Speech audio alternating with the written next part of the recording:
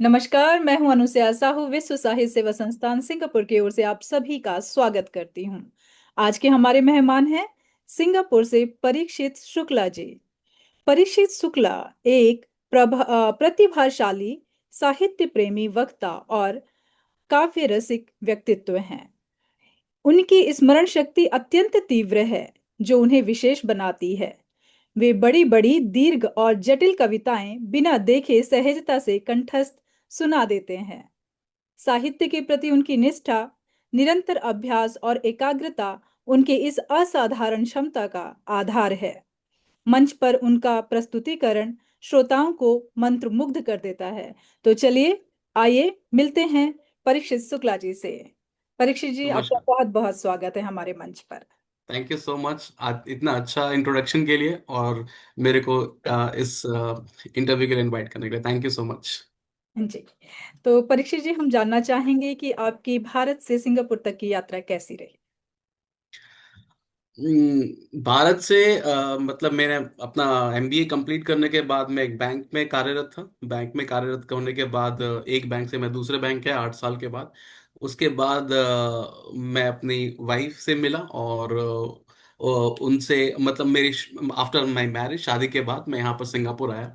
और सिंगापुर में आने के बाद मैंने अपना कार्य मतलब जब बैंक वाली नौकरी छोड़ दी और यहाँ पर नए सिरे से अपनी जिंदगी शुरू की।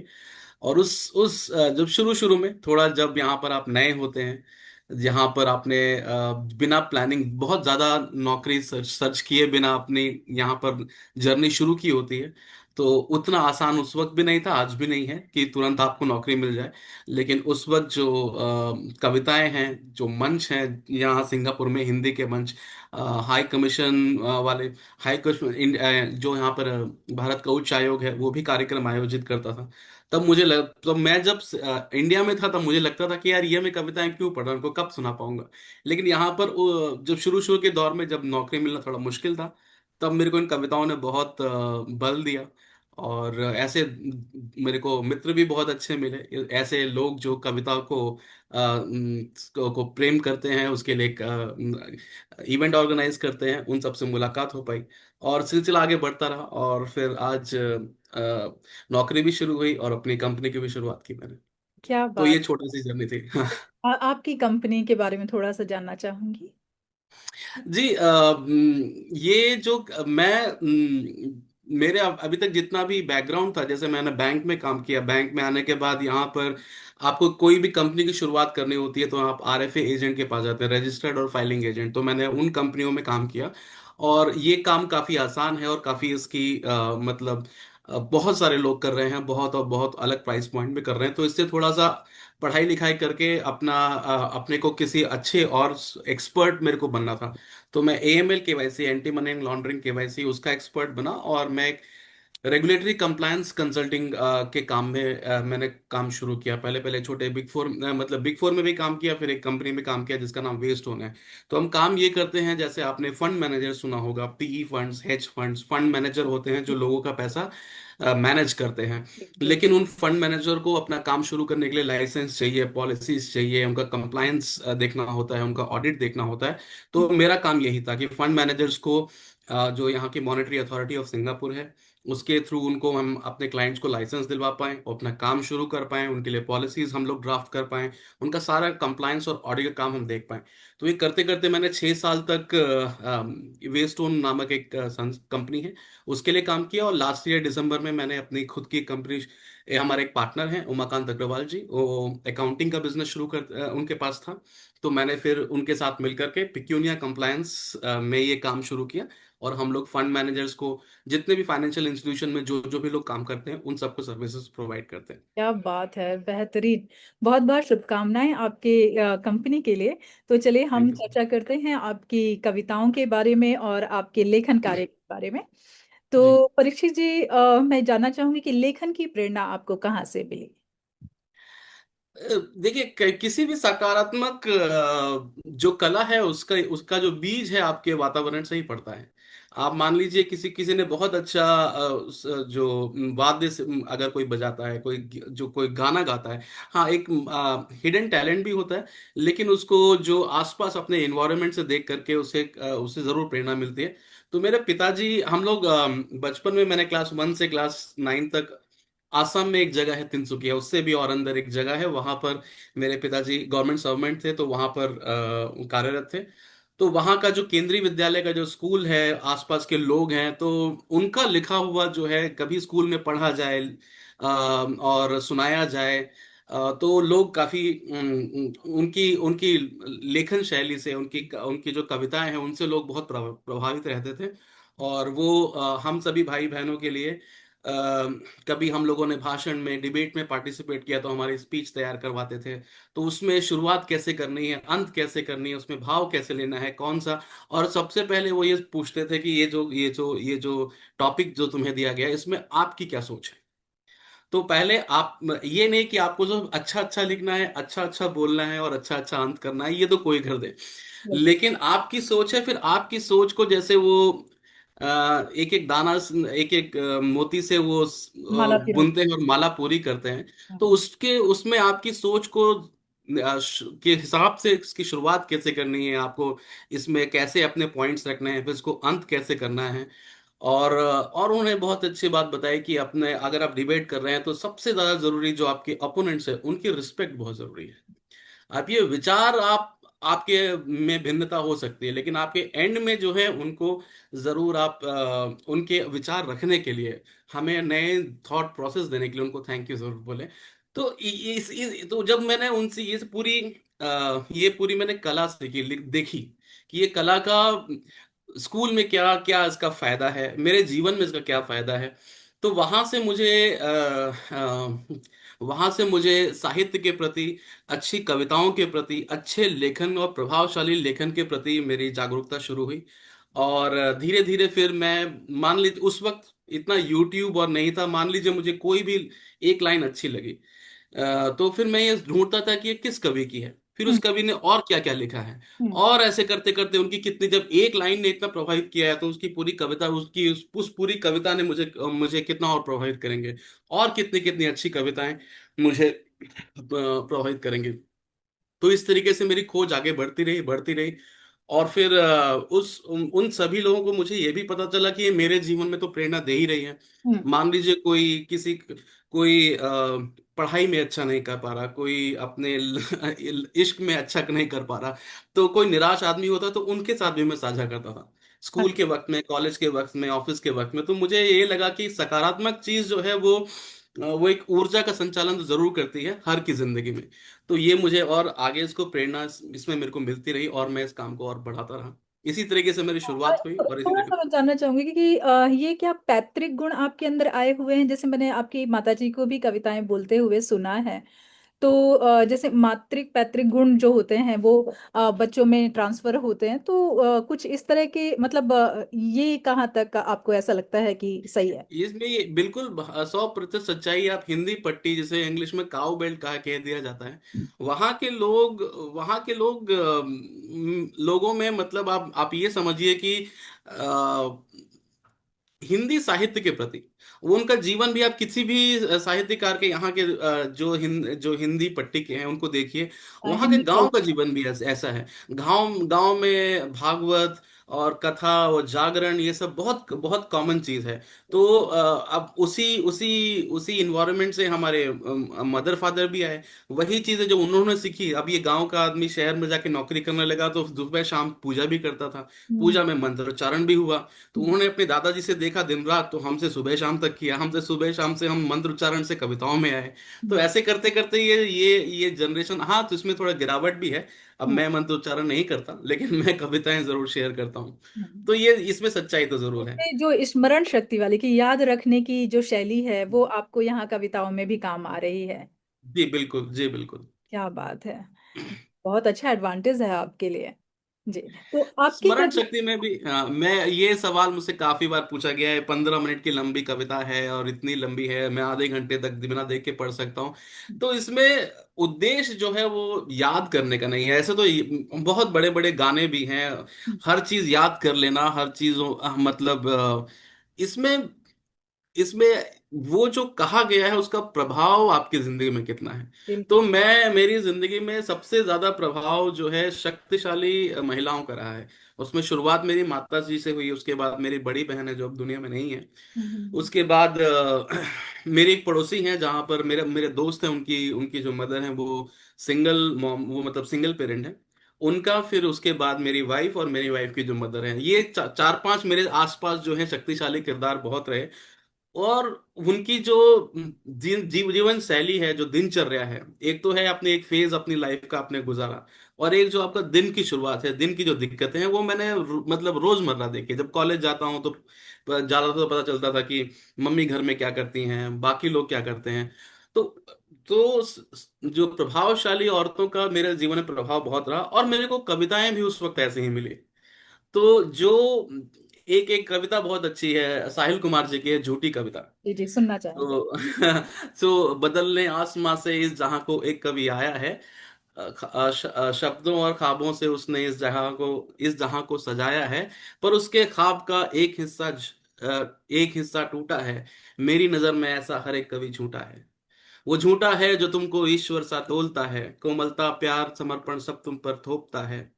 शक्ति संघर्ष में वो एक झोल करता है, तुम्हें वस्तु बनाने से पहले अनमोल करता है। तुम्हें वस्तु बनाने से पहले अनमोल करता है। वो तुमको चाय कहता है, वो तुम उसको कुल्हड़ लगती हो। वो तुमको चंचल कहता है, वो तुम उसको अल्लड़ लगती हो। कभी ये सब बातें कल्पनाओं में कहता है, अक्सर तर्क नहीं करता। तुम क्या कहती हो इससे कोई फर्क नहीं पड़ता। जुर्म की आग जो उसको दिन रात झुलसा रही है, वो इसमें दिन रात रोटियां सेकता है। कुछ थोड़ा सा मैं भूल रहा हूँ, पर ये कविता ऐसी ही है कि वो इसमें जुल्म की आग जो तुमको झुलसा रही है, वो इसमें दिन रात रोटियां सेकता है। कविताओं से दुनिया बदलने की चाह है, पर खुद बदलना नहीं चाहता। इसलिए आज इस पूरे संसार की चुप्पी टूटी है। मैं कह रहा हूं तुम पर लिखी ऐसी सारी कविताएं झूठी है। एक दो लाइन फिर भी मैंने मिस कर दी, हम्म। लेकिन उसमें इतनी सच्चाई है कि जो पुरुष प्रधान समाज है, जो मैंने देखा अब तक, जब मेरी मदर गांव में थी, मरैला गांव है हमारा, हम्म। गांव से शहर में आए, तो पुरुष प्रधान समाज कितने कितने दिखावटी चीजों करने के लिए कितनी अच्छी अच्छी चीजें बोलता है। माँ का ये रूप होता है, माँ का वो रूप होता है, फिर वही कुएं से पानी भी भर रही है, वही सारा काम भी कर रही है, वही जिम्मेदारियां भी उठा रही है। तो इस तरीके से जब मैंने समन्वय देखा, जब जो बहुत ही प्रभावशाली व्यक्तित्व हैं वो जो सह रहे हैं, उस सहने की वजह से जो मेरे मन में गुस्सा है पुरुष प्रधान समाज की तरफ से, वो कविताओं में कह दिया गया। तो अब उसे याद करने की जरूरत नहीं, वो जो मन में चल रहा था वो पंक्तियों में आपके सामने आ गया। अब जो ऐसी कविताएं आई तो उन्होंने रात भर मुझे सोने के मतलब ऐसा लगता था कि यार इतनी अच्छी कविता है, ये तो मैं देख रहा था, ये तो मेरी बहन के साथ हुआ है, ये तो मेरी मदर के साथ हुआ है, तो मेरे पड़ोसी के साथ हुआ है। तो अब उसे याद करने की जरूरत नहीं, वो जख्म है जिसको आपने किसी ने बता दिया और आप बस ऐसे उसमें हाथ रखिए तो आपको पूरा दृश्य चलने लगता है। क्या। उसी तरीके से अशोक चक्रवर्ती की कविता है बूढ़े बच्चे। जी जी जी। छोटे छोटे बच्चे जो गांव में मतलब स्कूल भी जा रहे हैं, वो चाय भी बेच रहे हैं, वो सब कर रहे हैं, जिनके छोटे अभी 10 साल के 15 साल के नहीं हुए हैं, पूरे घर की जिम्मेदारी उनके ऊपर है। तो इसीलिए याद करना, हमने अपने जो सामने ये आप देखा है सही कह वो रहे एकदम हैं कि पंक्तियों जो में लिख चीज दिया गया। दिल में छप जाए उसे याद जी, करने की जरूरत नहीं होती है। बिल्कुल वो अपने बिल्कुल आप बिल्कुल। मुख से निकलती है क्योंकि वो कहीं ना कहीं छपी हुई है। कहते हैं कि अगर किसी भी चीज को, किसी भी कार्य को करने में, चाहे सबसे ज्यादा लोगों को मतलब अपने प्रेमी या प्रेमिकाएं याद रहती हैं, क्यों? क्योंकि वो दिल में बसे हुए होते हैं। जी, वो बिल्कुल। नहीं भूलते, वो होल लाइफ उनको वो चेहरा याद ही रहता है। तो वैसे ही आपने बताया कि जिस कार्य में हृदय इन्वॉल्व हो, शामिल हो, तो फिर चाहे वो कविताएं हो, चाहे वो किसी का भी नाम हो या चेहरा हो, वो नहीं भूलता है। जी, बिल्कुल। जी। जी परीक्षित जी, आपने बहुत अच्छा जवाब दिया। आपके समाज की जो सच्चाइयां हैं उनके बेस पर आपकी जो कविताएं, मतलब भले ही आपने ना लिखी हों, लेकिन जिस तरह से आप उन्हें बोलते हैं और दिल से उनका चयन करते हैं और उन्हें प्रस्तुत करते हैं, वो एक मतलब अनमोल वो है, आपके अंदर कला है जिसे आप दर्शाते हैं हम सबके सामने। तो आपकी लेखनी में संवेदना और विद्रोह दोनों के स्वर सुनाई देते हैं। तो समाज के प्रति आपने बता ही दिया कि जो पुरुष प्रधान समाज है उसके प्रति जो आपका विद्रोह है, और महिलाओं के प्रति जो संवेदना है, तो यह संतुलन कैसे बनाए रखते हैं आप? देखिए, ज- कोई भी एक्शन के दो पहलू है ना, एक जो करता है, एक जो रिसीवर है। तो कर्ता के प्रति जो जो एक्शन ले रहा है उसके प्रति एक एक भावना आएगी, जो रिसीवर है उसके प्रति दूसरी भावना आएगी। तो इसमें संतुलन नहीं। आप कविता में किसको, आप कविता में रिसीवर को सहानुभूति देना चाहते हैं तो कविता में भाव ज्यादा होंगे। आप जो है, जो जो रिसीवर हैंड है, जो अत्याचार सह रहा है उसकी तरफ से आप जो, जिसने क्रूरता की है उसको आप चैलेंज करेंगे तो उसमें आपको क्रोध आएगा, उसमें आपको आप उसको चैलेंज करेंगे। वो अदम गौडवी की जो कविता है, मैं विचारों की गली तक ले चलूंगा आपको। तो उसमें उसमें दोनों पक्ष हैं। उसमें उसमें लिखा गया है कि अ, बढ़कर ने कहा, बहन सो जा, बच नहीं सकता है पापी वो मेरे प्रतिशोध से। पड़ गई इसकी भनक थी ठाकुरों के कान में, जुड़ गए थे वो के दालान में। कुछ ऐसे कविता है। तो उसमें ये जो कविता है इसमें पहला पहला जो पक्ष है वो, उसमें बहुत भावना है। उसमें दिखाते हैं कि वो कितने बुरी स्थिति में रहते हैं। अगला पक्ष जो ठाकुरों का अत्याचार शुरू होता है, तो उसमें आप एड्रेस और मतलब जो हम्म। जिन साहित्यकारों ने अच्छा लिखा है वो बैलेंस इसलिए मेंटेन कर पाते हैं क्योंकि उनका काम सिर्फ सिर्फ दूसरों पे गुस्सा दिखाना नहीं है। उसको वो पूरे डिटेल में समझाते हैं कि इनकी क्या परिस्थिति है, और ये ये ऐसा किस क्यों हो किस रहा है? हाँ, किस किस वातावरण से ये दिन रात गुजरे हैं, इसके बाद कितना काम करते हैं, कितने कितना मुश्किलों में जीते हैं। हम्म। इतना मुश्किलों में जीने के बाद भी इनको जो बड़े तबके हैं उन पे अत्याचार कर रहे हैं। तो एक कविता को में जो जस्टिस अगर आपको लाना है तो आपको हर पक्ष को प्रॉपर जगह, प्लेस और वैल्यू देना बिल्कुल। पड़ेगा। अब आप जिस पक्ष की बात कर रहे हैं उसके उसके हिसाब से उसमें भाव, और जिसके विरुद्ध आपने कविता लिखी है उसके प्रति आपको आक्रोश है। तो मुद्दे और पक्ष आपका जो संतुलन निर्धारित करते हैं। जी। और जो इस संतुलन को मैच कर पाता है वो बहुत अच्छी कविता लिख पाता है। बिल्कुल बिल्कुल। जैसे कि आपने बात की तो मुझे अभी अभी जस्ट वो एक फिल्म याद आई, अगर प्रेम रोग आपने देखी हो, ऋषि कपूर की और पद्मिनी कोल्हापुरी की। जी तो वो जब वो फिल्म बनाई गई थी तो उस समय भी ये सारी चीजें बहुत मतलब थी ही हमारे गांव साइड में, या आप नॉर्थ की तरफ अगर हम देखें तो बहुत इस तरह के केसेस उठा करते थे उस समय। और लोगों ने जो देखा वो लिखा, जो जिस तरह की कविताओं की आप चर्चा कर रहे हैं। जी जी। तो आप हमने सिर्फ वो वाली कविताएं पढ़ी या कुछ मोटिवेशनल कविताएं पढ़ी, या समाज से जो विद्रोह जो कर रहे थे, मतलब जो कुरीतियां चल रही थी उनसे निकलने वाली कविताएं काफी लिखी गई उस समय। और जी ये जी जी। ये एक दौर था। अगर हम हम्म। राजा राम मोहन राय से शुरुआत करते हैं, सती प्रथा से लेकर, वो तो बहुत पहले की बात है। फिर उसके बाद भी बहुत सारी कुरीतियों पर लेखकों ने, कवियों ने अपनी अभिव्यक्ति व्यक्त की है और उनकी किताबें लिखी हैं, कविताएं लिखी हैं। तो उसके बाद का जो दौर था, आप मेरे ख्याल से आपकी उम्र अभी कितनी होगी सर, ज्यादा से ज्यादा 40 साल? 40, हाँ, जी मान लेते। जी।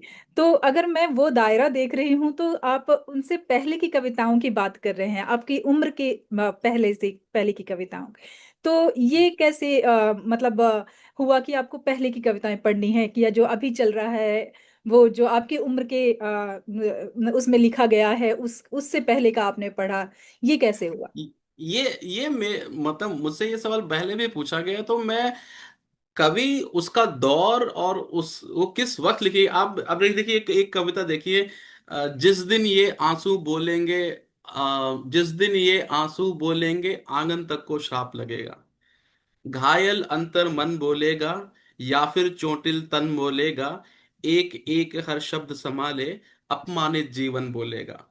हाथ आटे में सन बोलेंगे या लोई परथन बोलेंगे, एक एक हर शब्द संभाले अपमानित जीवन बोलेंगे। जाओ तुमको पाप लगेगा जिस दिन ये आंसू बोलेंगे आंगन तक को श्राप लगेगा। अब ये औरत है जो किचन में काम कर रही है, एक पति आया, उसने आकर के वो आटे में रोटी बना रही है, उसको एक झापड़ मार दिया और पूरा जो है वो जो जो थाली है, कटोरी है, सब बिखर गया। और वो ये आज का एक दिन नहीं है। तो तो उस वक्त मेरे को जिस मुद्दे ने, उन जिस शब्दों ने उसको इतने अच्छे से पिरोया है, मुझे भाव, और ये जो कविता है मनु वैशाली जी की, अभी 21-22 साल की होंगी। तो एक तो मैं भाषण देखता हूँ कि वो कितने आसान तरीके से भाव के किस स्तर को उसने छुआ है कविता को। ये मुझे सबसे ज्यादा प्रेरित करता है। अब पहले की कविताएं, हाँ, और पहले की कविताओं में, जब हरिओम पवार, और वो मेरे बहुत प्रिय कवि हैं, अशोक चक्रधर जी मेरे बड़े बड़े प्रिय कवि हैं। वो उनका कभी ये नहीं रहा कि 10 लाइन में कविता अच्छी हो जाए। कविता लिखने के पहले बहुत ही रिसर्च करना, कविता में क्या क्या कहना है, कैसे कहना है। हरिओम पवार जी की कविता है IC 8147 के ऊपर, विमान अपहरण। वो आप पढ़ के देखिए। कोई मेरे से डिबेट कर रहा था कि कविताओं में सूक्ष्म डिस्क्रिप्शन नहीं दे सकते इतना, वो ऐसे नहीं होता। मैंने कहा कि आप वो कविता लिख के जाइए, बड़े बड़े ऐसों में वो ऐसे में वो बात, वो फैक्ट्स नहीं आए जो उन्होंने उस कविता में डाल दिए हैं। तो उस कविता में वो फैक्ट्स डालने के लिए आपको उतनी रिसर्च भी करनी है। बिल्कुल। तो ये बात तो मैं मानता हूँ कि पुराने वक्त की कविताएं लंबी और उसमें ज्यादा जस्टिस होता था किसी टॉपिक को लेकर के। अभी मान लीजिए आपको मतलब कभी मान लीजिए समाज में बहुत से लोग पढ़ नहीं रहे हैं, तो हम्म, सरकार को थोड़ी बुरा भला कहती हुई कविताएं बड़ी मिल जाएंगी। लेकिन जो विषय को गंभीरता से देख करके कौन कौन से कारण रहे, किस बारे में बात कर रहे हैं, तो कविता का जो जस्टिस है, उसकी जो सरलता है, उसमें कि भाव के किस स्तर को छुआ गया है, और कितनी साधारण भाषा में ये कविता कह दी गई है, ये सारे फैक्टर्स हैं। ये मुझे बहुत ही प्रेरित करते हैं, और इस तरीके से मैं आगे। चुनाव करता हूँ। अब वो पुरानी है, क्योंकि मैं मेरे जैसे मैंने बताया कि पिताजी के वक्त से मैं कविताओं से काफी जुड़ा हुआ हूँ, तो मेरे को उस वक्त की भी काफी अच्छी पता है। और जब मैं रिसर्च करता गया तो मुझे अभी के जितने लेखक बहुत अच्छे हुए हैं, उनमें से मैंने एक नाम बताया, मनु वैशाली जी हैं। अभिशार गीता शुक्ल जी हैं, उनने एक कविता लिखी है पिता का पत्र। उसमें एक बेटा है जिसका IAS का एग्जाम नहीं हो पाया, बहुत बार उसने अटेम्प्ट किया, नहीं हो पाया, और अब आखिरी अटेम्प्ट बचा है। तो पिता भी किसान ही हैं, बहुत मुश्किल से अपनी रोजी रोटी कमा रहे हैं। उसको 6 अटेम्प्ट तक उन्होंने अपने सपोर्ट किया। फिर वो भरोसा देने के लिए, जो होप खो चुका है उसको वापस लाने के लिए एक पत्र लिखते हैं, उसी पे एक कविता है। तो बहुत अच्छी कविता है वो। तो ऐसे नए नए भी, अब उसमें विषय इतना अच्छा है, ये मेरे मेरे और मेरे फादर के बीच में भी हुआ है। तो भाव के किस स्तर को छुआ है, कितनी सरल है, और कितने अंदर तक आपको वो चेंज कर देती है कविता। तो बिल्कुल। ये सारे फैक्टर रहते हैं मेरे को कविता से। रहते हैं। बहुत बहुत सही बात। मैं आपकी मतलब आप जिस तरह से उसे एक्सप्लेन कर रहे हैं ये बहुत अच्छा मतलब प्रभावशाली है। जी। तो आज के समय में साहित्य की भूमिका को आप किस दृष्टि से देखते हैं? तो साहित्य की भूमिका का तो जावेद अख्तर जी को मैं एक बार सुन रहा था, वो तो समाज का वो है, समाज की आवाज है। अब समाज में अगर आक्रमण ज्यादा होंगे तो फिर जिन पे आक्रमण हो रहा है उनकी आवाज कहाँ से आएगी? उनको सेना को लड़ने के लिए आवाज कहाँ से मिलेगी? जब हम गुलामी में थे तो फ्रीडम फाइटर्स को आवाज पूरे देश तक कैसे कैसे पहुंचाएंगे? तो ये समाज का आईना है, और इसकी जरूरत तो कभी खत्म नहीं हो सकती। समाज में दर्द और सारी सभी तरह के भाव व्याप्त रहते हैं, और उनको कुछ लोगों का फोर्टे होता है कि मतलब वो ये बात बता दे कि आप किस दौर से गुजर रहे हैं। आप मतलब किस दौर से गुजर रहे हैं, कुछ चीजों की को आप, जैसे आजादी मिली तो आजादी के गीत काफी प्रचलित हुए। उसके बाद समाज में कुरीतियां हुई तो उन कुरीतियों को आगाह करने के लिए, तो दिशा आपको क्या देनी है, क्या रखनी है। तो जो एक पढ़ा लिखा, जो जो स्कूल में बच्चे पढ़ रहे हैं, जो जो उसको मैं कहता हूँ sensible head on on their shoulder, ऐसा जो ग्रुप ऑफ लोग हैं, उनको वो जो रोज पढ़ते हैं, रोज समाचार सुनते हैं, वो ये भी जानते हैं कि अब अमेरिका कितना किसके साथ है, पाकिस्तान के साथ है कि किसके साथ है। तो अब हमें कूटनीति के लेवल में हमें क्या सोचना चाहिए? जो जागरूक लोग हैं उनको दिशा देने के लिए पढ़े लिखे लोग अपनी बातें कविताओं के थ्रू व्यक्त कर देते हैं। तो इसका इसका हमेशा ही अपना रोल है। उन सभी लोगों को एक साथ रखने के लिए, अपने देश की जो दिशा है उसके साथ वो जुड़े रहें। इसलिए कविता और लेख ये ऐसे हमारे लोगों को हमेशा देते रहेंगे। बिल्कुल। और ये कभी समाप्त नहीं होना है। कहते हैं कि हम जो भी लिख जी। रहे हैं वो कुछ नया नहीं है। पहले जी भी जी लिखा गया है। क्योंकि जब जब कुछ ऐसा हुआ है जो आपके हृदय को या आपके मस्तिष्क को बहुत बोझ लग रहा है, तो वो लेखन के द्वारा निकाला गया है। और जी लेखन जी के द्वारा बिल्कुल। निकाल कर लोगों को दिखाया गया है कि जी भाई ऐसा बिल्कुल। मत करो, इससे बोझ, मतलब हमारा सिर या हम दब रहे हैं कहीं ना कहीं। तो जी चाहे महिलाएं हो, चाहे पुरुष हो, चाहे पूरा देश हो, जी चाहे एक समाज हो, जब दबना शुरू होता है तो उसकी चीखें, उसकी आवाज जो है साहित्य के माध्यम से बाहर निकलती हैं। और वही इतिहास बनता है। वही बाद में जी हम बिल्कुल। बोलते हैं कि अच्छा, मतलब भूतकाल में इस तरह की चीजें हुआ करती थी, तब भी लोगों ने आवाज उठाई है। जी। जी बिल्कुल। सही कहा आपने कि साहित्य समाज का आईना है। जी। तो जी युवा पीढ़ी में साहित्य के प्रति घटती रुचि पर आपका क्या विचार है?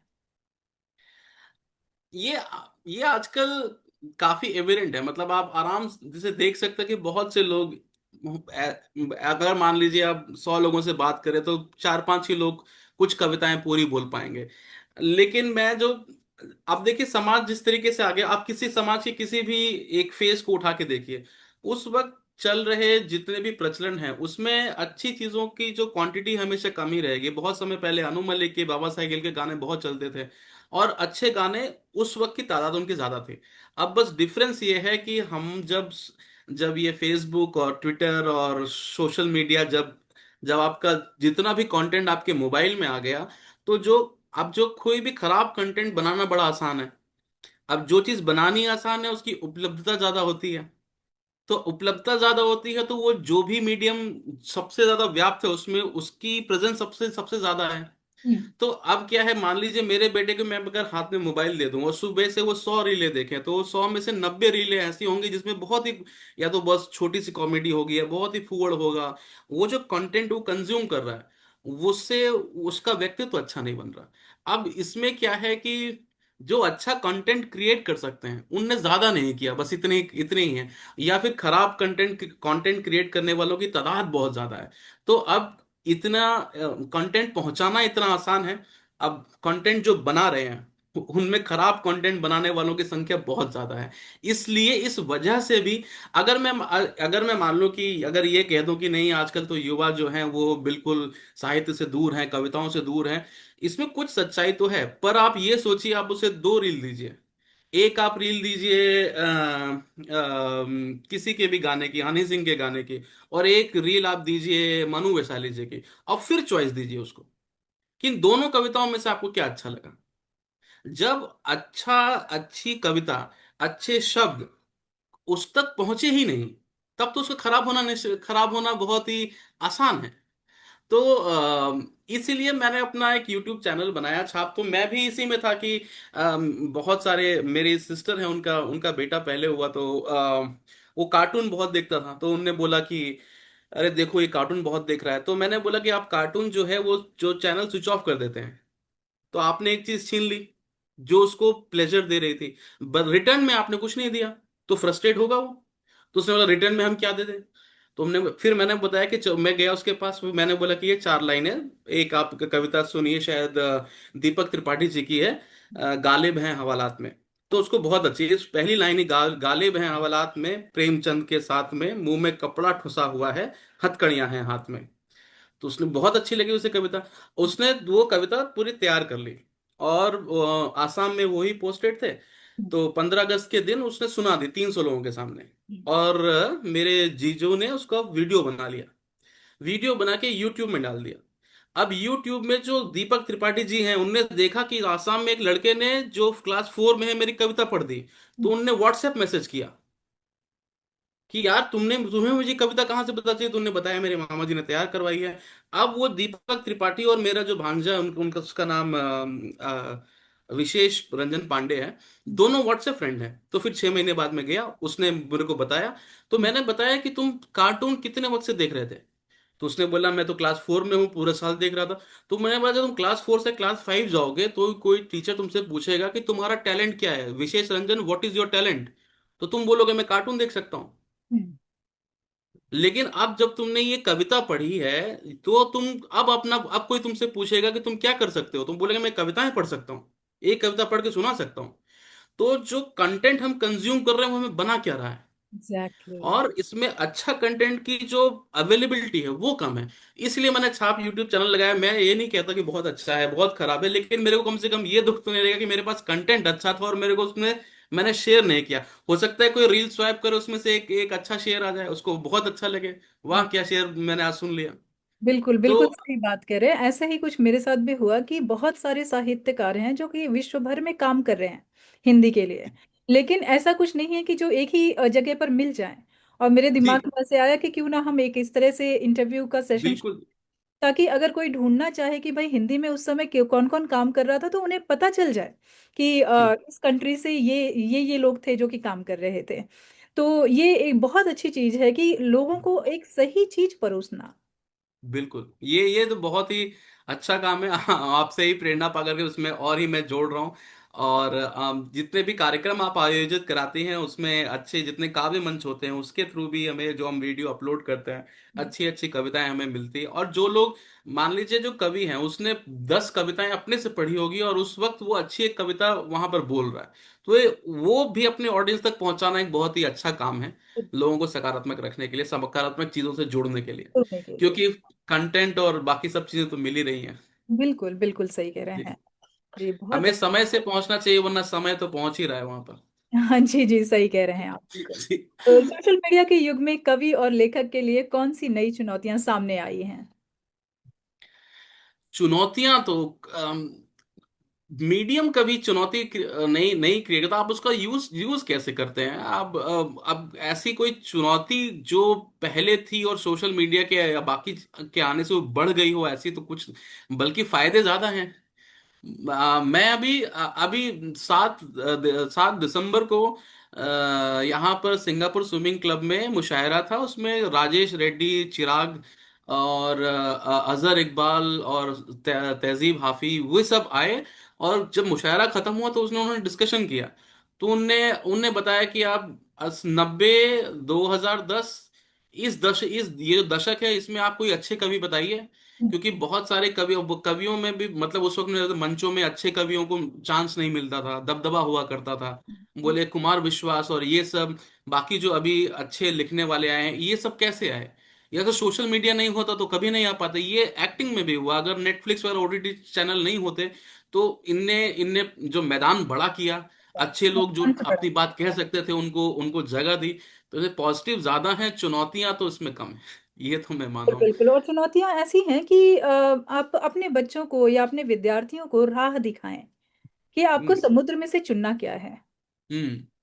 तो ये ये बहुत ये बात ये बात तो मैं मानता हूँ कि अब कंटेंट इतना ज्यादा हो गया है उसमें से अच्छा चुनना ये लिखने वाले के लिए चुनौती नहीं है, जो रिसीवर है उसके लिए चुनौती है। बिल्कुल अब वो क्या है, दिन भर में उसके पास भी लिमिटेड टाइम है, उसमें से भी वो जो देख रहा है उसमें से बहुत अच्छा नहीं दिख पा रहा। तो अब क्योंकि इतना बड़ा सागर हो गया है, ये एक ऑडियंस के लिए एक हाँ चैलेंज तो जी जी, जरूर। और ये बस एक मतलब आपको राह दिखाने की जरूरत है, उसके बाद अगर उसे भा गया तो उससे रिलेटेड बहुत सारा कंटेंट उसको दिखाई देता ही रहेगा। जी जी ये भी जी एक जी सकारात्मक चीज है।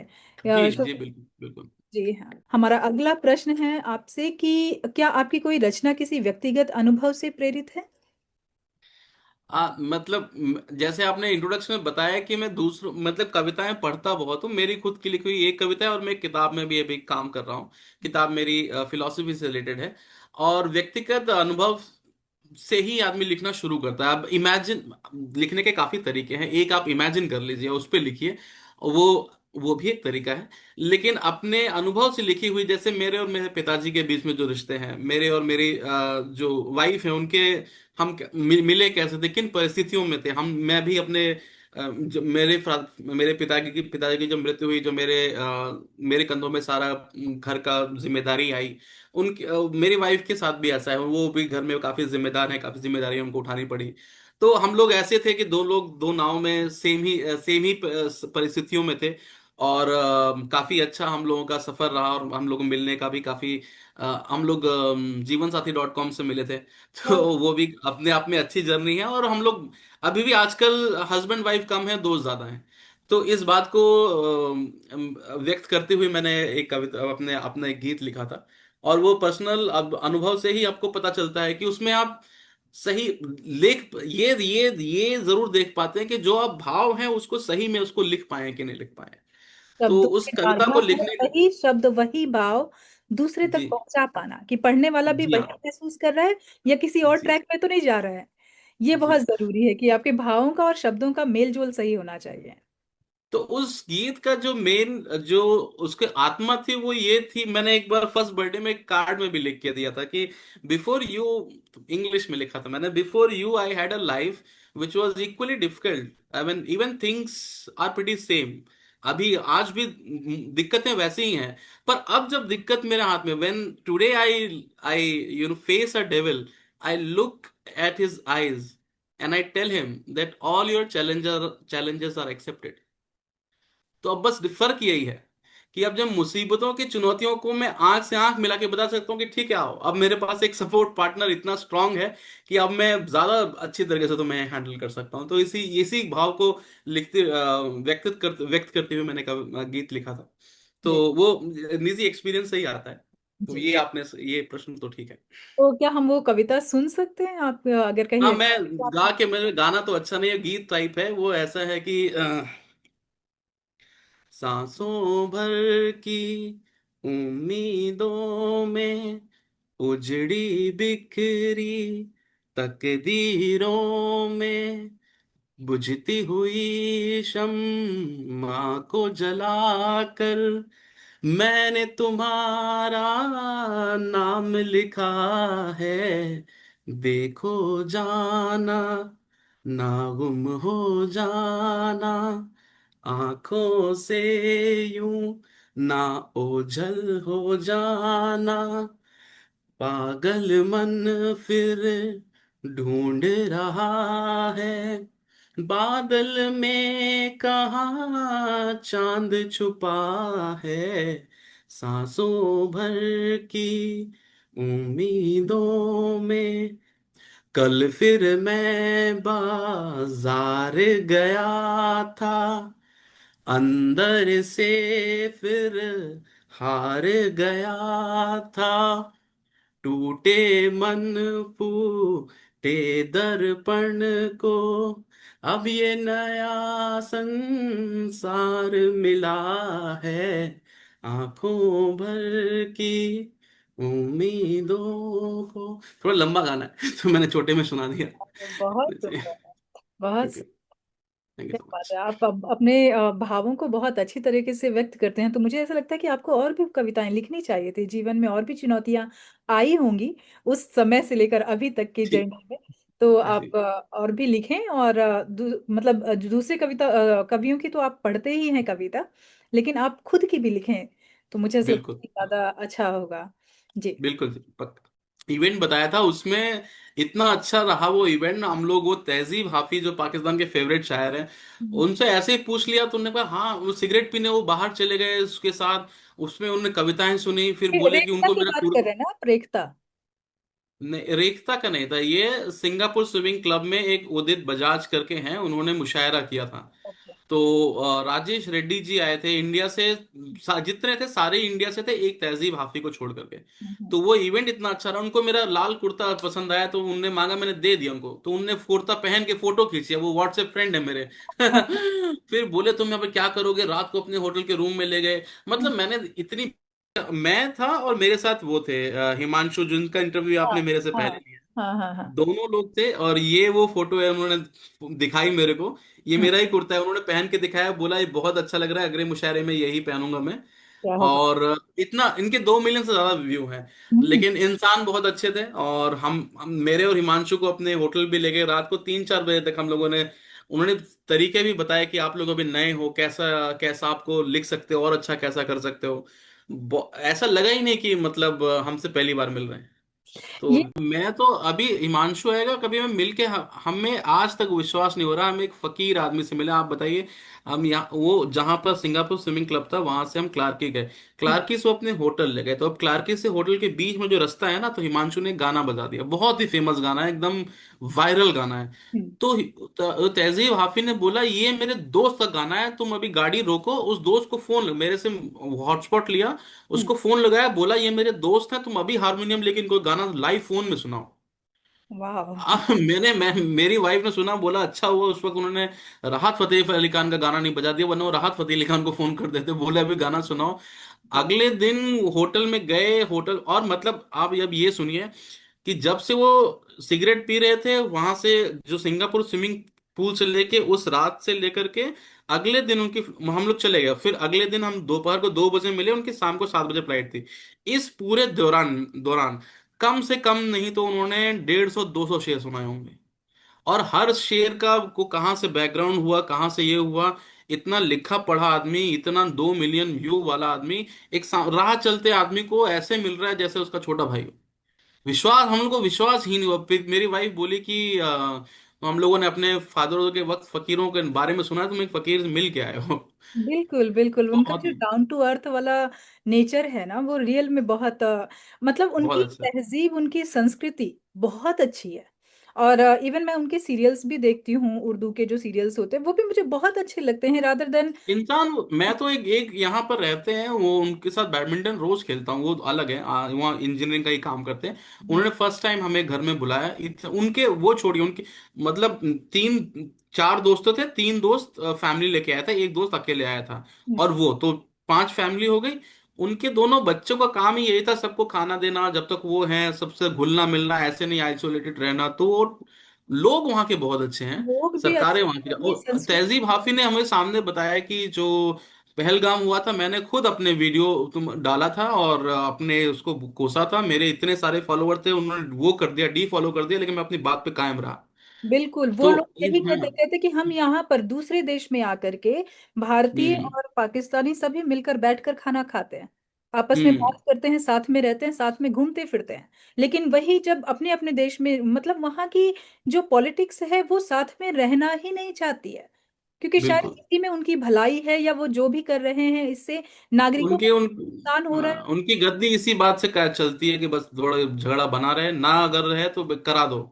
है। और क्या। बिल्कुल बिल्कुल, वो लोग इसी का किया हुआ खाते हैं। वैसे हम आगे बढ़ते हैं अपने प्रश्न की ओर कि आप किन साहित्यकारों या कवियों से सर्वाधिक प्रभावित रहे हैं। आपने बड़े अच्छे, अभी तो एक पाकिस्तानी जो हैं कवि, आप शायर हैं, उनका नाम लिया, और भी कुछ लोगों के नाम मैं जानना चाहूंगी। अब तो शुरुआत में मैं बताता हूँ, मतलब अशोक चक्रधर जी तो मेरे प्रिय कवियों में से है, और हरिओम पवार जी हैं, ओम प्रकाश आदित्य, राष्ट्र कवि जो रामधारी सिंह दिनकर, ये सब जो नोन नाम है, उनसे जो आजकल जो अच्छा लिख रहे हैं, मैं उनके बारे में जरूर बात करना चाहूंगा, उनको भी ढूंढ के लेके। एक अभिशार गीता शुक्ल जी हैं, हम्म। बाल मोहन पांडे जी हैं, हम्म। मनु वैशाली जी, एक है अब्बास कंवर, हम्म। अब्बास कंवर जी हैं। उनके शेर मुझे बहुत अच्छे लगते हैं। आप एक शेर देखिए उनका, मैं थोड़ा टोकन के लिए बता भी दूं। तन्हाई की तलवार है और सर है हमारा, तन्हाई की तलवार है और सर है हमारा, ये जंग का मैदान है या घर है हमारा। हम तो दरे उम्मीद पर ऐसे ही पड़े थे और आपको लगता है कि बिस्तर है हमारा। हम जो भीड़ में तन्हा नजर आते हैं तुमको, हम जो भीड़ में तन्हा नजर आते हैं तुमको, तन्हाई में देखो हमें, लश्कर है हमारा। हम गर्दिशे खयाम में खो जाएंगे एक दिन, होना भी ना होने के बराबर है हमारा। तन्हाई की तलवार है और सर है हमारा। बहुत ही अच्छा शेर है, और वो कंवर अब्बास जी का है। बता के पढ़ता हूँ हमने। और कभी कभी मुझे ऐसा लगता है कि एक शायर को मैं पढ़ूं, और अशोक चक्रधर जी की मेरे को 15-20 कविताएं याद है, लेकिन आजकल मैं देखता हूं तो मैं उतना एक एक शायर का एक रेंज होता है, लेकिन आजकल के जो शायर हैं कम से कम मैं उनको इतना फॉलो कर रहा हूं, उनकी अच्छी कविताएं आने का कोई एंड ही नहीं है। तो हम इतनी लगातार अच्छी शायरी लिख रहे हैं। उनमें से कंवर अब्बास एक है, उनमें से अभिशार गीता शुक्ल जी एक है। और मुझे अभिशार गीता शुक्ल जी का एक छंद जो मैंने एक बार सुनाया था आपके उसमें, अब आप ये सोचिए कि जो रावण शंकर भगवान की जो उन्होंने शिव तांडव स्तोत्रम लिखा था, वो मंदाक्रांता छंद में लिखा था। उसी छंद में रावण को जवाब देते हुए अंगद जाते हैं शांति प्रस्ताव लेकर के, लड़ाई से एक दिन पहले। जी जी। जो धर्म की ध्वजा को देख देख जो धर्म की ध्वजा को देख देख चल रहे हैं अस्त्र अस्त्र से उठा है शोर, शोर में मिली हुई अनेक ही प्रलय विलय की शाम है शाम जो है जय पराजयों से भिन्न। है शाम जो है जय पराजयों से भिन्न भिन्न लक्ष्य साधते हैं, जब सरंग अंग धार भेदते हैं, आप अर्थ भी अनर्थ भी अकाम है। तो अकाम जिसकी वेदना में है, तो अकाम जिसकी वेदना में है, कुछ मैं भूल गया हूँ फिर से। लेकिन अब आप सोचिए, इतनी अच्छी लिखा है, इतनी डीप और बता के लिखा है कि मंदाक्रांता छंद में लिखा हुआ है ये। हम्म। तो मतलब आज भी, अब उसकी ये बात मैं मानने को तैयार हूं कि उतनी छंदों का क्रम, वो मीटर में लिखना, उतनी गहराई से पढ़ना, ऐसे लोग कम है, लेकिन अच्छा आज भी लिखा जा रहा है। तो हमारा काम बस यही है कि इस ये जो ये जो क्वालिटी और अच्छा जो स्तंभ है उसको ठीक से पकड़ के लें। कोई रील मिले तो उसे बहुत ज्यादा लाइक करें, उसको फॉलो करें, उस रास्ते में आगे बढ़ जाए। अब बिल्कुल। इन इन इस कंटेंट का यही काम रह गया है, एक हुक का काम करे, उस अच्छाई की तरफ आगे बढ़ जाए। बिल्कुल बिल्कुल। नहीं, आजकल जो मैंने रैप भी सुने हैं काफी, तो वो भी अच्छे मतलब नाप तौल के मीटर में लिखे जाते हैं और उसे सुनाए जाते हैं। तो कुछ बदला है, लेकिन अच्छा है। बदलाव तो देखिए हमेशा से आता ही रहा है, मतलब मीटर में लिखने की वाली जो बात हम कर रहे हैं। तो पहले के लोगों को जो ज्ञान था ग्रामर का, व्याकरण का, अभी लोग जब जैसे जैसे भाषा भाषा से दूर होते जा रहे हैं, हिंदी भाषा से, तो वो व्याकरण को भी नहीं छू पा रहे हैं। हम्म। और हम हम्म। सोचते हैं कि भाई इन्हें थोड़ी बहुत ही हिंदी आ जाए तो बहुत अच्छा है। तो पहले तो बहुत जरूरी है कि आप अपनी जड़ों से जुड़ें और उस भाषा को अच्छी तरह से सीखें। और जब आप अच्छी तरह से सीखेंगे उसके बाद फिर आप व्याकरण की ओर घुसेंगे कि हाँ भाई हमें और भी चीजें जाननी है। तो ये जो लघु गुरु की मात्राएं हैं और मात्राओं के हिसाब से कविताएं या दोहे जो पहले लिखे जाते थे, उस तरह से अब फिर से लिखना। जब लोग शायरियां लिखते हैं तो उसमें वो उर्दू में जाकर वो मीटर, वो नापना तौलना सब सीखते हैं। तो जिन्हें सीखना होता है, तो ये ऐसे लोग काफी कम बचते जा रहे हैं जिनको इंटरेस्ट है, जिनको रुचि है उस क्षेत्र में। तो मुझे ऐसे लगता है कि ये कविताओं की भी रुचि हमें बढ़ानी होगी और उन ऐसे लोगों को समझाना होगा कि आप लिखिए लेकिन लय में लिखिए, थोड़ा मीटर में लिखिए। ये देखिए, किसी भी कला का जो तैयारी की प्रक्रिया है, आप क्रिकेट ही ले लीजिए। हम्म। अब आपने कोच कर लिया तो पहले आपको बैट पकड़ना नहीं सिखाएगा, पहले ग्राउंड के 4 राउंड लगाएगा, डाइट देखेगा, दिल का डिसिप्लिन बनाएगा। तो जब आप उसकी तैयारी कर रहे हैं, वो तैयारी तो हमेशा ही आपसे कमिटमेंट मांगेगी, डिसिप्लिन मांगेगी। वो पार्ट बोरिंग होता है। हम्म। और वो उतनी मेहनत आजकल कोई नहीं करा, इतना मैं मानने को तैयार हूं।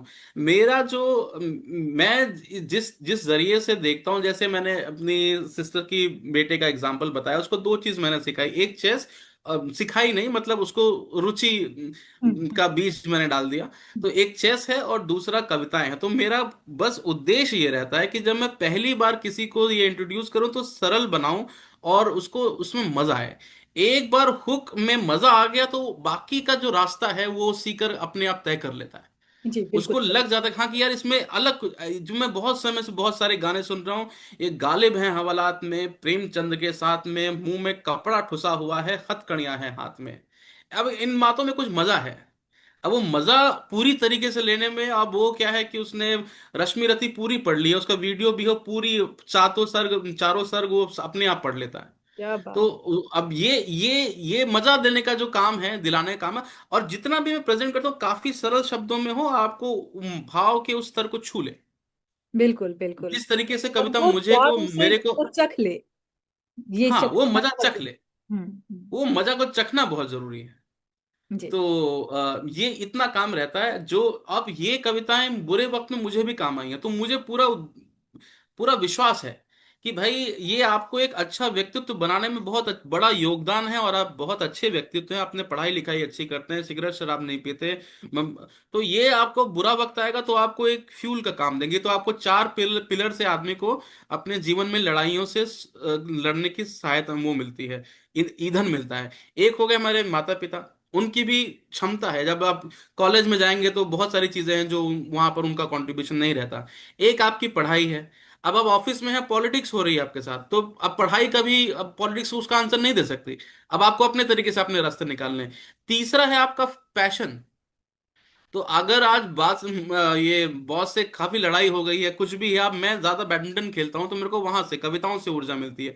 चौथा है आपका बिलीफ सिस्टम, आपकी विचारधारा, जो निरंतर इसकी तैयारी होती रहनी चाहिए, लेकिन इसकी तैयारी का कोई मार्ग नहीं पता है। तो मेरी किताब इसी इसी रास्ते पे है कि आप जो चौथा जो स्तंभ है, जो आपको अल्टीमेटली सभी स्तंभों को जोड़ेगा, इसको कॉम्प्लीमेंट करेगा, उसको सही इस्तेमाल में ला पाएगा, इसके लिए निरंतर आज मैं क्या कर रहा हूँ। आज क्या तारीख है? 20 दिसंबर। आज मैंने इस स्तंभ के लिए क्या काम किया है, इसका इसकी तैयारी अभी नहीं पता चलेगी, जब मुसीबत आएगी। नॉर्मली क्या होता है, जब मुसीबत आती है तब आदमी सोचता है, और उस वक्त क्या है कि अभी तक तो तैयारी की नहीं।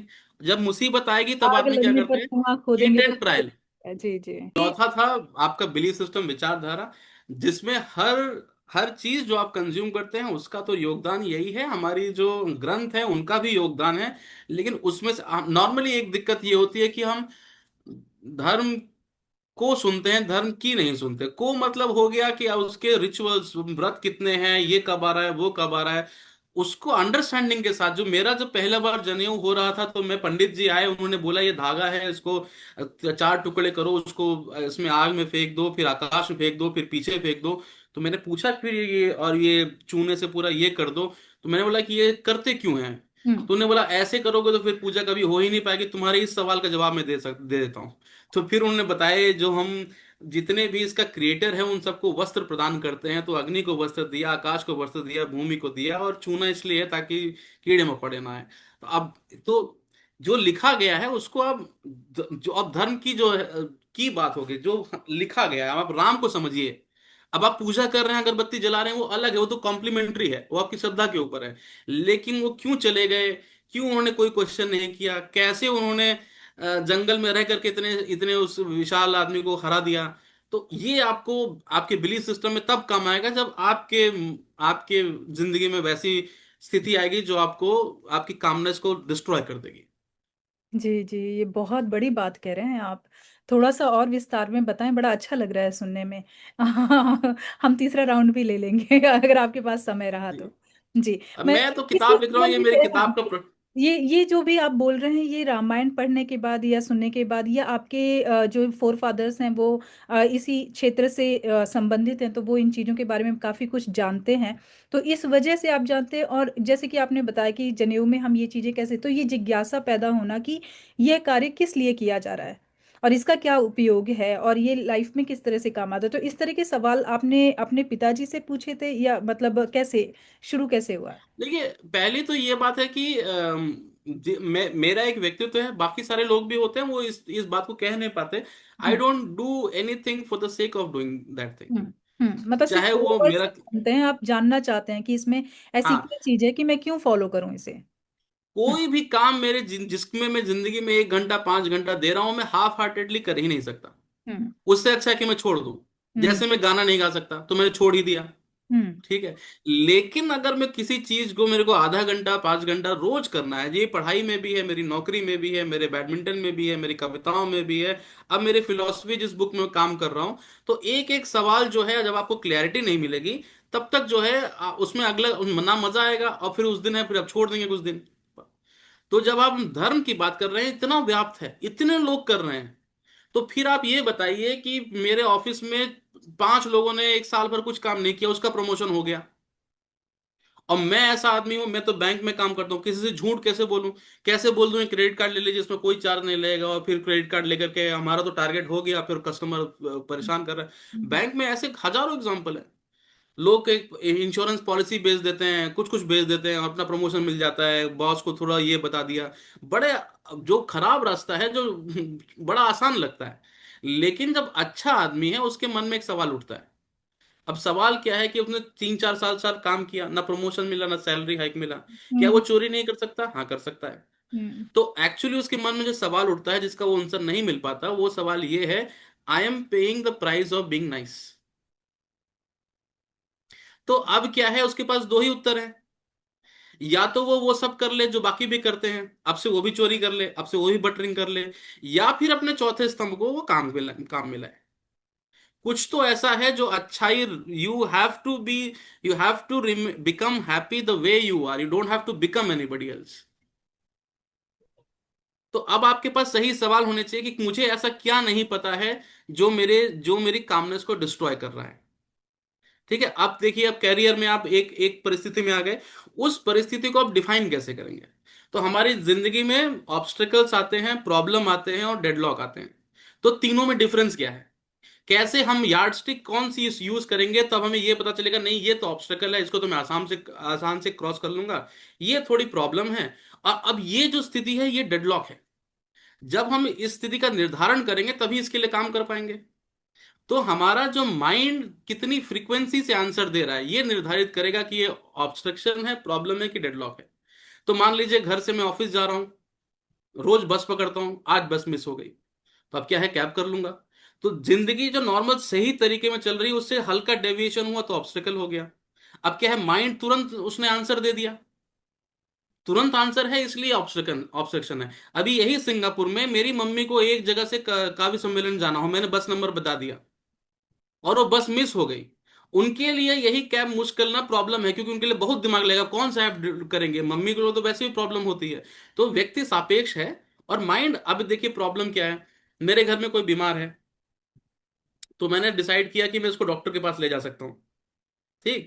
डॉक्टर अब डॉक्टर डॉक्टर ने चेकअप किया, बोला कि आप इसको एक टेस्ट करा लीजिए, टेस्ट के बाद आ जाइए। अभी कितने काम माइंड काम कर रहे हैं, दो माइंड काम कर रहे हैं, मेरा और डॉक्टर का।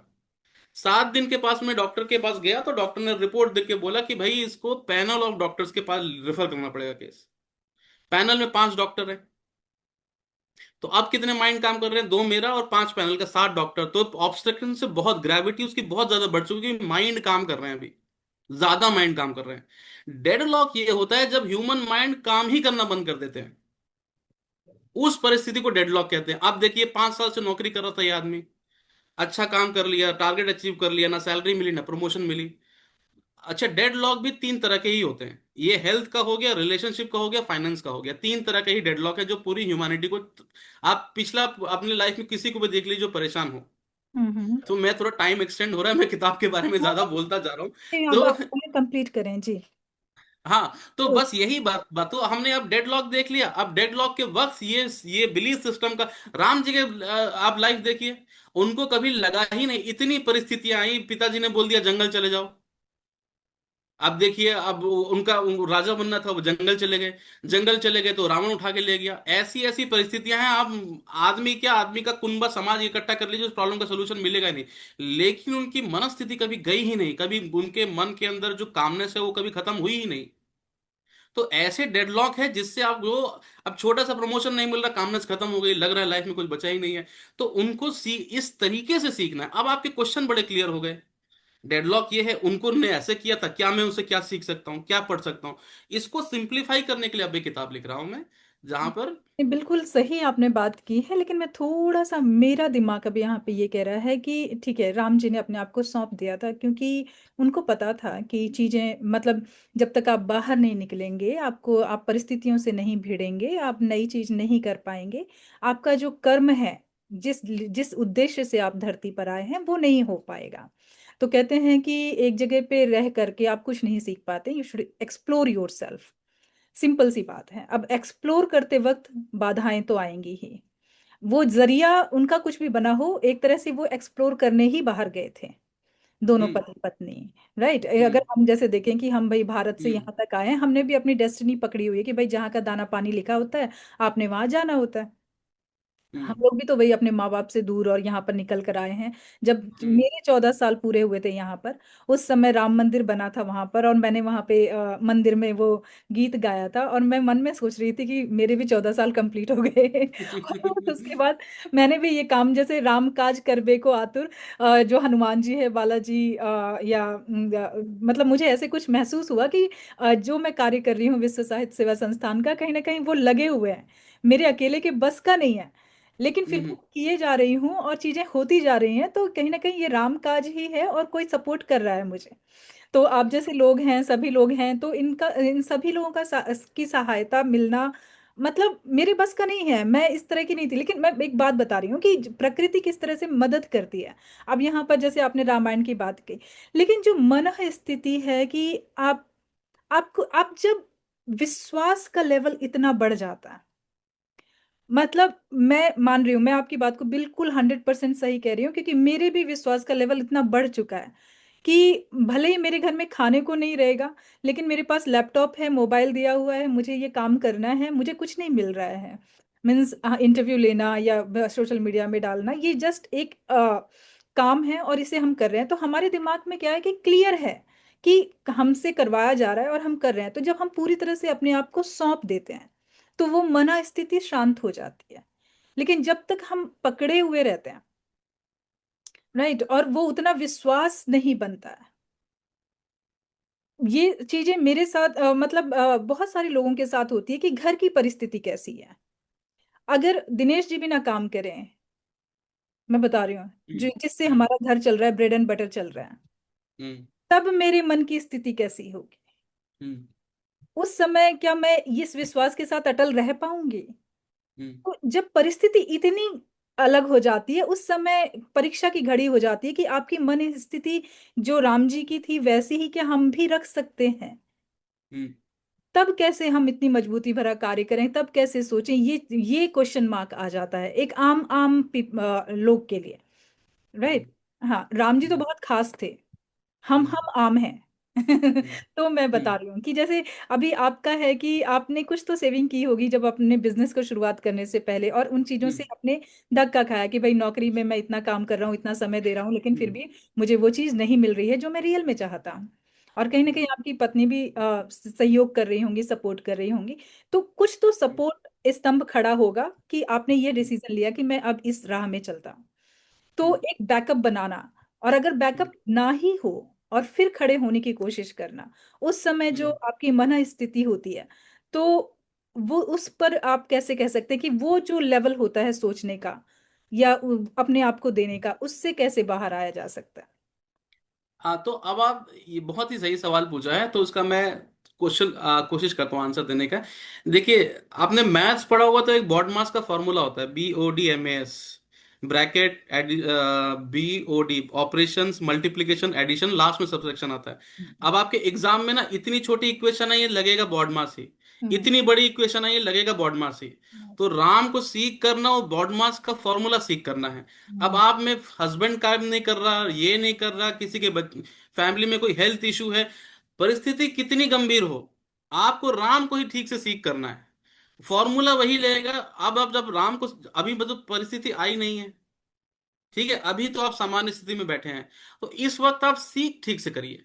आप सवाल में आपका बाकी तो इससे ये लड़ाई की, ये मंत्र उच्चारण किया, आप ये सोचिए कि एक आदमी आया, वो लेके वाइफ चला गया, लेकिन उनको क्षण भर भी ये नहीं था कि मैं इससे लड़ाई करके जीत के वापस नहीं ले। सबने डाउट किया कि भाई नहीं, ये नहीं हो सकता, तो पता ही नहीं है कहां पर है उनका। बस आप ये सोचिए कि उनकी जो पूरे आप लाइफ की जर्नी देखिए, 36 के 36 गुण मिले थे, बहुत अच्छी लाइफ होनी चाहिए थी। एक मोमेंट भी ऐसा नहीं है जब उसका 1/10 भी हो जाए तो आम आदमी जो है वो लगे कि हम जिंदगी खत्म कर ले। उनकी कामनेस कभी खत्म ही नहीं हुई। अब ऐसा क्या, ऐसी कौन सी बात पे उनका इतना अटल वो जो बॉड मास जो है, उनकी जो बिलीफ सिस्टम है, उनको एक बात पे बिलीव था कि my life is respect worthy and I am capable. मैं सार्थक हूं, मेरे और इस ब्रह्मांड में कोई मतलब जो ये है उसमें कोई डिफरेंस, ब्रह्मांड की जितनी कैपेबिलिटी है मेरी ही इतनी कैपेबिलिटी है। और life in front of me is also respect worthy and they are also capable. तो नियति। रावण को मारने के बाद भी उन्होंने क्या किया, लक्ष्मण को भेजा कि ये भाई बहुत बड़ा ज्ञाता है, इसको जाकर के इससे तुम राजपाट सीख के आओ। तो अपोनेंट के प्रति रिस्पेक्ट। तो अब ये बॉड मास का फॉर्मूला आपने सीख लिया, ठीक। अब क्या, अभी आप इसमें हैं, अभी आपके लाइफ में कोई कोई मुश्किल नहीं है, आपने राम को सीख करते गए, लाइफ में आपको अप्लाई करते गए। जब परिस्थिति आएगी तब आपको ये भी नहीं, अब क्या है, आपने ब्रह्मांड को, जो यूनिवर्स है उसके लॉ के अकॉर्डिंग आप चल रहे हो, तो अब यूनिवर्स के लॉ के अकॉर्डिंग जब आप चलेंगे तो अन इमेजिनेबल तरीके से आपको ऐसा सपोर्ट मिलेगा, आपको समझ में ही नहीं आएगा। बिल्कुल सही कह यूनिवर्स क्या है कि अब आप क्या है, हाँ, तो आप खुद भी करिए, दूसरों को भी सिखाइए। तो जब क्या है, आप चीफ मिनिस्टर रहते हैं तो आपको कम सिक्योरिटी मिलता है, प्राइम मिनिस्टर बनेंगे तो आपका सिक्योरिटी ज्यादा ऑटोमेटिकली मिलती है, बाय डिफॉल्ट मांगते नहीं है। तो वैसा ही यूनिवर्स देख रहा है, आप खुद कितनी लाइफ में कितना अप्लाई कर रहे हैं, कितनों की लाइफ को आप ठीक कर रहे हैं और कितनों की मदद कर रहे हैं, तो उसके हिसाब से आपको सब पैसे का, घर का, सबका सपोर्ट आपको मिलता है। वो सपोर्ट आप यूज कैसे कर रहे हैं, उस बिल्कुल। पर डिपेंड। बिल्कुल सही कह रहे हैं, बिल्कुल सही कह रहे हैं। जितनी ज्यादा जिम्मेदारियां होती हैं तो भगवान फिर उतना देना भी शुरू कर देता है। उतना आप शक्तिशाली और व्यापक व्यक्तित्व हो जाएगा। बिल्कुल बिल्कुल। नेता ये क्या है, ये 1,000 लोगों की रिस्पॉन्सिबिलिटी उठा रहा है, हम्म, इसलिए उसको वो सपोर्ट मिला हुआ है। बिल्कुल बिल्कुल, वो ये तो घर एक्चुअली। में जो सबसे जिम्मेदार आदमी होगा उसके लिए अलग बैठने का होगा, उसके लिए अलग वो होगा। उतने लोगों की जिम्मेदारी उठा रहा है आप, उतना आपको सपोर्ट ऑलरेडी यूनिवर्स से मिलता है। बिल्कुल, वो कहते हैं ना कि आप किस्मत से जुड़ते, मतलब जितनी किस्मतें आपसे जुड़ी हुई होती हैं उन सब की किस्मत का आपको मिला होता है, ताकि आप बांट सकें उनको, आप उनको बिल्कुल पहुंचा सके। कहते हैं कि कभी कभी पिता इतना लायक नहीं होता, लेकिन उसके बच्चों की किस्मत से वो कहीं से कहीं पहुंच जाता है, क्योंकि उनकी बिल्कुल बच्चों की किस्मत या पत्नी की किस्मत उससे जुड़ी हुई है। बिल्कुल सही, बहुत अच्छी बात कही आपने। तो मजा आ गया आपसे बात करके सर। तो थैंक यू चलिए सो मच। आगे करते हैं, आगे प्रश्न की ओर बढ़ते हैं। बिल्कुल क्या बिल्कुल आपको लगता है कि साहित्य समाज को दिशा देने की शक्ति रखता है? बिल्कुल लगता होगा आपको, थोड़ा सा विस्तार में हमें बिल्कुल बताएं। 100। हाँ, साहित्य कोई समाज से अलग नहीं है। साहित्य का मेन उद्देश्य यही है कि सकारात्मक चीजें जीवित रहें और लोग सकारात्मक विचारधारा के प्रति जुड़े रहें। ये एक जरिया, यही एक जरिया है, ऐसा नहीं। आप साइंस भी पढ़ें, आप अपने आप को जागरूक भी रखें, आप लेख भी पढ़ें, आप किताबें भी पढ़ें, और उसमें साहित्य का इट्स कॉम्प्लीमेंट्री थिंग। वो उसमें और जोड़ देता है, आपको और हेल्प करता है। गाने हैं, बहुत बहुत सारी अच्छी फिल्में हैं। तो साहित्य का अपना योगदान है, वो आपको एक वो धारा पकड़ लेता है कि हाँ बहुत का हो सकता है। जैसे ब्राजील जैसे देशों में बहुत सारे लोग, पंजाब में उड़ता पंजाब जैसे पिक्चर आई, तो वो देख रहा है कि समाज किस तरफ जा रहा है। तो वो बड़ा सा पिक्चर और आईना दिखा देता है आपको, आपसे बात नहीं कर रहा, आपके विचारधारा से, आपके अंतरात्मा से बात कर रहा है। बस आपको इतना करना है कि आप जाके उससे जुड़ना है बस। बिल्कुल ताकि आपको बहुत सारा सपोर्ट जो यूनिवर्स आपको देता है उसमें से एक साहित्य भी है। आप अपना एफर्ट लगा के जाके पढ़िए, अच्छी चीजें पढ़िए, अच्छा खाना खाइए, आप हेल्दी रहेंगे। बिल्कुल सही तो बात। बस वो वैसे ही काम साहित्य का है। बिल्कुल। तो लेखन के दौरान भावनाएं और विचार, इनमें से कौन अधिक प्रबल होता है? भावनाएं और विचार तो ये दोनों अलग बातें नहीं है। जैसी भावना, जैसा विचार होगा वैसी ही भावनाएं आएंगी। और ये दोनों अलग, दोनों दोनों का ही अपना महत्व है। लेकिन जो स्टार्टिंग पॉइंट है वो विचार है। विचार से फिर आपकी भावनाएं जनरेट होंगी, उन भावनाओं से शब्द आएंगे, उन शब्दों से आपकी वो श्रृंगार बनेगा। तो अगर आप किसी प्रेम में हैं तो आप प्रेम रस में हैं, तो फिर आप फिर भावनाएं उस तरह की होंगी, फिर आप उस रस की कविता लिखेंगे। अगर आपको सैनिकों को, अपनी टीम को जोश दिलाना है, तो फिर आप वीर रस में हैं। विचार जो है उनको, विचार है कि मेरे की टीम को जिताना है, तो फिर वीर रस आएगा। फिर वो भावना वीर रस की होगी तो वीर रस की कविता आ जाएगी। तो ये श्रृंखला है, इसी श्रृंखला को फॉलो करना है। वो स्टार्टिंग पॉइंट विचार का है। बिल्कुल। तो भविष्य में आप किन विषयों पर लेखन करना चाहेंगे? जैसे कि आपने बताया कि आपकी पुस्तक आ रही है, मुझे ऐसा लगता है कि ये काफी मोटिवेशनल है और बहुत जरूरी है आज के पीढ़ी के लिए, ताकि वो अपना माइंड सेट सही कर सके, अपना बिलीफ सिस्टम सही कर सके। तो इसके अलावा और क्या चीजें चल रही हैं आपके दिमाग में? हाँ, तो पहले मैं भी ये सोचता था कि ये जब तक मुझे सिंगापुर में आके मंच नहीं मिला तो मेरे को लगता था ठीक है, कुछ कुछ किताब, कुछ कविताएं हैं जो जो मेरे को हाई लाइफ कंडीशन में रखने में हेल्प करती हैं, परिस्थितियों से लड़ने में हेल्प करती हैं। लेकिन धीरे धीरे जैसे आदमी इवॉल्व होता है, तो ये कविताएं एक एक स्टेप है जो मुझे हेल्प कर रही है, तो किसी और को भी हेल्प करेंगी। तो अब ये कविताएं और सकारात्मक चीजें बना हो, वो आपके लाइफ में वो सब चीजें भर देती हैं जो जो लड़ाई के वक्त जरूरी हैं, और जो सकारात्मक जीवन जीने में काफी मदद करती है। जैसे डिसिप्लिन हो गया। आप खेल अच्छे खिलाड़ी हैं तो किसी गेम हो चाहे ऑफिस हो, किसी का चीटिंग नहीं करेंगे। वो कहते हैं ना स्पोर्ट्समैन स्पिरिट। एक मूवी आई थी फैमिली मूवी, उसका डायलॉग मुझे अच्छा लगता है, स्पोर्ट्स बिल्ड कैरेक्टर। तो कोई भी सकारात्मक चीज वो सब चीजें भर देगी जो जिसको, अगर हम मान लीजिए वो चीज नहीं, हम स्पोर्ट्समैन नहीं है, तब आपको स्पोर्ट्समैन स्पिरिट लाने में ज्यादा मेहनत करनी पड़े। स्पोर्ट्स में तो आप रोज प्रैक्टिस कर रहे हैं। तो सकारात्मक चीजें हुक है। हुक से आप अच्छी दिशा में पढ़ रहे हैं, बस आपको अगला डेस्टिनेशन पता होना चाहिए। मैं अपने आप को और गहरे से जानूं, तो इसलिए फिर अब किताब आई। अब पहले मैंने कविताएं बहुत सारों के साथ शेयर की थी, अब मैं किताब के बारे में। किताब भी ऐसी है, जैसे आजकल मैंने ये ट्रेंड देखा कि चाहे फिजिक्स हो चाहे कोई भी साइंस का कोर्स हो, उसमें बहुत मोटी मोटी किताब है, उसको डी सिंप्लीफाई करने का, जो ज्यादा आसानी तरीके से आप परोस दें। तो उसी तरीके से आध्यात्म है, उसको आसान तरीके से आप परोस दें। आप चाहे हिंदू फॉलो करें, चाहे क्रिश्चियनिटी फॉलो करें, चाहे ये करें, आप जो भी रिचुअल कर रहे हैं उसको क्वेश्चन तो करें। उससे आपको रिचुअली समझ में आएगा, आप अपने आप को गहरे लेवल में जानेंगे भी और उसको अप्लाई भी करेंगे जब जरूरत पड़ेगी। ट्रू। तो अब ये किताब है और धीरे धीरे फिर इससे और अध्यात्म और परमात्मा का जो रास्ता है वो आगे बढ़ेगा। इन्हीं विषयों पे मैं लिखूंगा। मेरा जो जो रास्ता है उसका क्वेश्चन बड़ा सिंपल है। मेरी और सामने मेरे आसपास जितनी भी लाइफ है सबकी हैप्पीनेस। अब इसके लिए जो जो भी चीज आती है, अब ऐसा नहीं है कि हैप्पीनेस मतलब ऐसी मनस्थिति बनाना to develop a life state of undistractable happiness. क्या बात। ये मेन पॉइंट है, इसी पे सारे तीर जाके लगते हैं, चाहे कविता हो, चाहे किताब हो, चाहे अध्यात्म हो, चाहे ये इंटरव्यू हो। क्या बात है, सही है, आपको तो मर्म मिल गया कि मतलब जी। जैसे कहते हैं ना कि मेन चीज कि भाई हाँ, वो कहते हैं आखिरकार। नल हाइपोथेसिस हो मिल गई है, अब उसमें रिसर्च चले और बढ़िया चले। क्या बात है। तो अब हम एकदम आखिरी चरण में पहुंच गए हैं अपने साहित्य अपने साक्षात्कार के अंत में। युवा लेखकों और कवियों के लिए आपका क्या संदेश रहेगा? ये तो बहुत अच्छा सवाल है, और ये मैंने बहुत देर में जाके इस सवाल का जो उत्तर मुझे मिला, प्रकृति ब्रह्मांड से मिला। आप जो भी चीज कर रहे हैं, मैं बैंक में था तो उसमें बहुत सारे लोग बहुत सालों से कैशियर ही हैं। कैश ही गन रहे हैं, मिठाई वाला जो है मिठाई की दुकान में मिठाई ही बेच रहा है। तो जरूरी नहीं है हर आदमी साहित्यकार ही बने, चाहे अपने लाइफ में जो भी चीज कर रहे हैं उसमें वैल्यू क्रिएट करना बहुत जरूरी है। मैं आप वो मान लीजिए कि आपको बस काम दिया है, आपको लॉबी संभालना है और आप जो भी होटल में आ रहा है, जो भी बैंक में आ रहा है, उसको बस ग्रीट करना है। तो आप आप जिसने आपको काम दिया है उसके प्रति कृतज्ञता। आपको जो अपने हाथ में काम मिला है जिसके वजह से आप बाकी चीजें कर पा रहे हैं उसके प्रति कृतज्ञता। इससे वैल्यू क्रिएट होने के बाद अब जब आप समाज में बाकी जो भी चीज करेंगे वो सकारात्मक प्रभाव ला पाएंगे।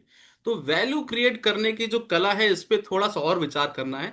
किसी मतलब जो जो आपको लाइफ मिली है, चाहे किसी किसी फॉर्म में मिली हो, उसके प्रति बहुत ज्यादा ग्रेटिट्यूड होना चाहिए। हाँ भाई, सवाल तो बहुत हो सकता है भाई, हमारे जो क्रिमिनल बैकग्राउंड के हैं, हमारे घर में गोलियां चलती हैं, ये चलती हैं, इसमें हम क्या वैल्यू क्रिएट कर सकते हैं। नहीं, वो सवाल है, उसको तो लंबी चर्चा हो जाएगी, पर पहले उसका आंसर भी है, लंबा हो जाएगा। लेकिन ये है कि जैसी मिली है उसके लिए ग्रेटिट्यूड, उसमें आप वैल्यू क्रिएट कर पाएंगे तभी आप कहीं जाके वैल्यू और क्रिएट कर पाएंगे। और आप कविता भी ऐसी लिखें जो जिसको मतलब देख करके आप लगे कि हाँ, ये एक परेशान आदमी को it will help to construct a life state of undistractable happiness.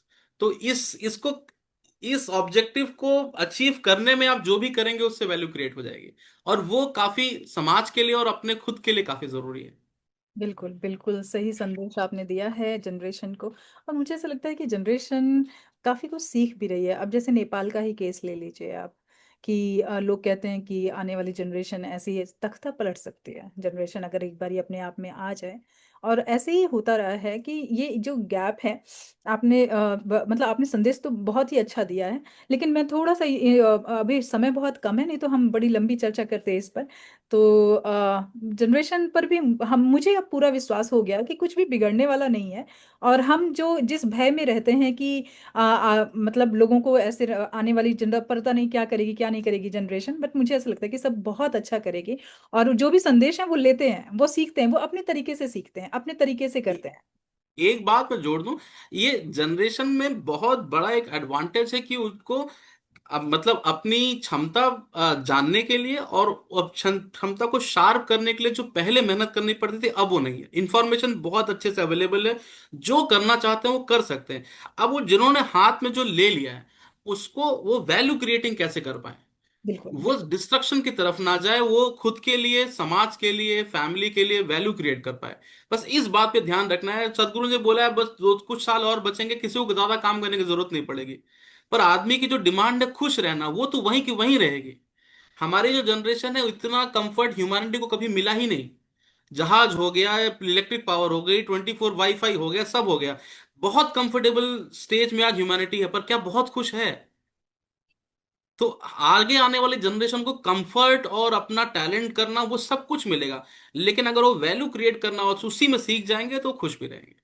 बिल्कुल बिल्कुल सही कह रहे हैं। परीक्षित जी, आपसे बात करके बहुत अच्छा लगा। आपने जिस तरीके से अपने अनुभव और अपने अंदर की बातों को शेयर किया है, और वो चार स्तंभ जो आप अपनी किताब में इंक्लूड कर रहे हैं, और जिस मर्म को आप बताना चाहते हैं, और हमारी बड़ी बहुत शुभकामनाएं हैं आपके साथ कि आपकी वो किताब जब आए तो बहुत सारे लोगों तक पहुंचे, और जिन्हें उनकी ज़रूरत है वहां तक अवश्य पहुंचे। तो आपसे मिलकर, आपसे बात करके हमें अति प्रसन्नता का अनुभव हुआ है। और चलिए अब हम आज के लिए विदा लेते हैं और आपको धन्यवाद करते हैं, हृदय से आभार करते हैं हमारे मंच तक आने के लिए। धन्यवाद। Thank you so much for giving this opportunity, looking forward to meet you again, thank you so much. Thank you. Good thank night. You.